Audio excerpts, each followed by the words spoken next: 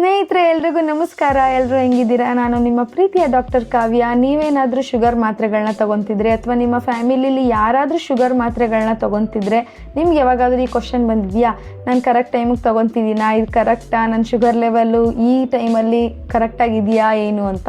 So ಹಂಗಾಗಿ ಇವತ್ತು ನಾನು ಈ ವಿಡಿಯೋನ ಮಾಡ್ತಾ ಇದ್ದೀನಿ. ಇದರಲ್ಲಿ ನಿಮಗೆ ಒಂದು ಗಮನಿಸಿರ್ಬೋದು, ಮೆಟ್ಫಾರ್ಮಿನ್ ಅನ್ನೋ ಒಂದು ಮಾತ್ರೆ ಸಾಮಾನ್ಯವಾಗಿ ಎಲ್ಲರೂ ಯೂಸ್ ಮಾಡ್ತಾ ಇರ್ತಾರೆ. ಆದರೆ ಇಲ್ಲಿ ನಾನು ಯಾವುದೇ ಬ್ರ್ಯಾಂಡ್ ಹೆಸರುಗಳನ್ನ ಹೇಳೋದಿಲ್ಲ, ಬರೀ ಮೆಟ್ಫಾರ್ಮಿನ್ ಅನ್ನೋದು ಸ್ಟ್ರಿಪ್ಸಲ್ಲೇ ಇರುತ್ತೆ, ಖಂಡಿತವಾಗ್ಲೂ ಚೆಕ್ ಮಾಡ್ಕೊಳ್ಳಿ. ಈ ಮೆಟ್ಫಾರ್ಮಿನ್ ಅನ್ನೋ ಮಾತ್ರೆಗಳನ್ನ ನೀವು ಊಟ ಆದ ತಕ್ಷಣ ಅಥವಾ ತಿಂಡಿ ಆದ ತಕ್ಷಣ ತಗೋಬೇಕು. ಶುಗರು ಒಂದು ಲೆವೆಲ್ ಆಗಿ ಇರೋದಕ್ಕೆ ಸಹಾಯ ಮಾಡುತ್ತೆ. ಜೊತೆಗೆ ಸಾಮಾನ್ಯವಾಗಿ ಇನ್ನೊಂದು ಮಾತ್ರೆಗಳು ಅಂತ ಅಂದರೆ ಗ್ಲಿಮಿಪ್ರೈಡ್ ಆ ಥರ ಒಂದು ಮಾತ್ರೆಗಳು ಅಥವಾ ಗ್ಲಿಬೆನ್ಕ್ಲಮೈಡ್, ಗ್ಲಿಕಾಝೈಡ್ ಈ ಥರದ ನೀವು ಚೆಕ್ ಮಾಡ್ಕೊಳ್ಳಿ. ಇದನ್ನು ನಾವು ಊಟಕ್ಕಿಂತ ಒಂದು 15 ನಿಮಿಷದ ಮುಂಚೆ 30 ನಿಮಿಷದ ಮೊದಲು ತಗೋಬೇಕು.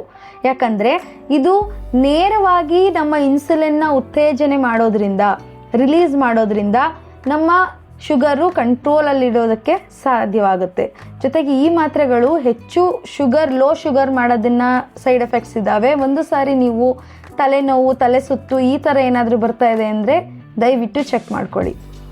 ಜೊತೆಗೆ ಇನ್ನು ಸಾಮಾನ್ಯವಾದ ಶುಗರ್ ಔಷಧಿಗಳು ಅಂತ ಅಂದರೆ ಇನ್ಸುಲಿನ್ನ ನೀವು ಯಾವಾಗ್ಲೂ ಅದ್ರದ್ದು ಯಾವ ಥರ ಕೊಟ್ಟಿದ್ದಾರೆ, ಇದು ಶಾರ್ಟ್ ಆ್ಯಕ್ಟಿಂಗಾ, ರ್ಯಾಪಿಡ್ ಆ್ಯಕ್ಟಿಂಗ್ ಆ ಥರ ನಿಮ್ಮ ಡಾಕ್ಟರ್ನ ಕೇಳಿ ಅದರ ಆಧಾರದ ಮೇಲೆ ಇದನ್ನು ನೀವು ಕನ್ಸಿಡರ್ ಮಾಡ್ಕೊಳ್ಳಿ. ಈ ಶುಗರ್ ಮಾತ್ರೆಗಳನ್ನ ಆದಷ್ಟು ಒಂದೇ ಟೈಮಲ್ಲಿ ತಗೊಳ್ತಾ ಹೋಗಿ. ಇವತ್ತು 8 ಗಂಟೆಗೆ, ನಾಳೆ 10 ಗಂಟೆಗೆ ತಗೊಳ್ಳೋದ್ರಿಂದ ನಿಮ್ಮ ಶುಗರು ಏರುಪೇರಾಗೋ ಚಾನ್ಸಸ್ ಇರುತ್ತೆ.